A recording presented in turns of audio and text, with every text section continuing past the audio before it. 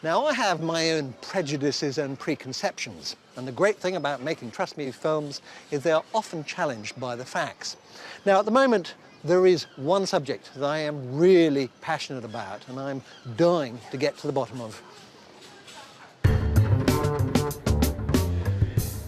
Until 7 years ago, it was quite normal to see people smoking away in restaurants and pubs. Then it was banned. Now, cigarettes in public places are making something of a comeback, albeit with a twist. This is vaping, using an electronic cigarette to produce a nicotine-rich vapor instead of burning tobacco. But are they bad for you? In the last 2 years alone, the number of people using them has trebled to over 2 million. They're legal inside most public buildings, and you can even see people vaping in offices. The debates rage about their possible effects on our health. It's a very emotive subject, so I want to look at the evidence from a medical point of view. The first thing to understand is that smoking and vaping are very different. Smoking burns tobacco to release a large dose of addictive nicotine very quickly. But nicotine's not the major problem.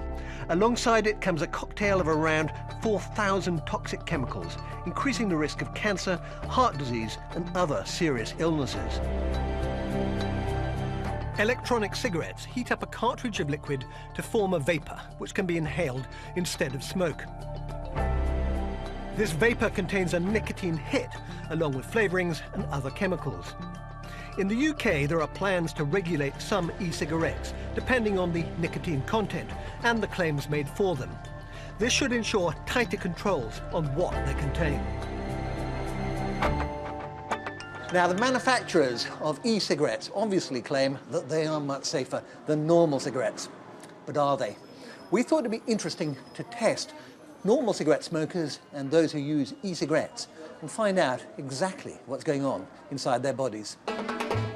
We've taken samples of saliva, urine and breath from a range of vapors and a group of smokers. And we've done the same test to look at the risks of passive vaping. First, nicotine levels. We found that vapors get a similar dose of nicotine to smokers. Now for the test on the real nasties. Carbon monoxide, associated with heart disease, and acrolein, associated with cancer and lung problems.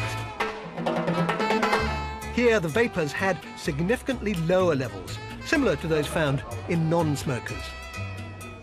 As for the risk from passive vaping, our test found no evidence that the vapor was affecting people nearby. Despite the evidence from our small-scale tests and other bigger studies, I still can't quite get rid of my gut feeling that because cigarettes are so harmful, there might be some hidden dangers lurking in e-cigarettes.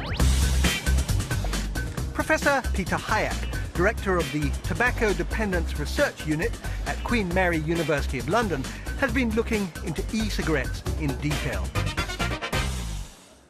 Electronic cigarettes have only been around for a short while. Is there some long-term risks we are not aware of? I think we can't exclude it altogether. I suppose some of the flavorings in e-cigarettes may turn up to be a danger. There may be risks for some people with lung issues. I think they are unlikely. If there is a danger, it's likely to be a small fraction of a danger of smoking.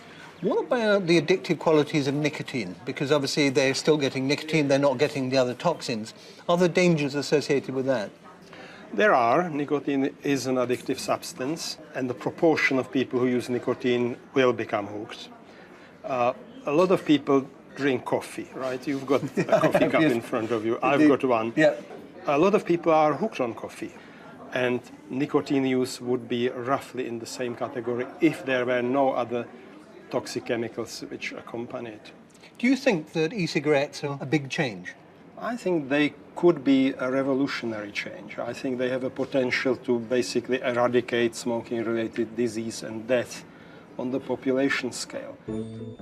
What I've seen and heard in making this film is beginning to make me rethink my opinion about e-cigarettes. But their effects on our body are only part of the picture. There are fears that allowing widespread use of e-cigarettes would make the consumption of nicotine an everyday sight again. Already there are stories of children as young as 11 trying them. The British Medical Association is calling for a ban in public places. Now, I do agree that you need to be very cautious about anything that makes it easier to consume an addictive drug like nicotine. But considering cigarettes kill half the people who use them, if I was a cigarette smoker, I'd certainly give e-cigarettes a go.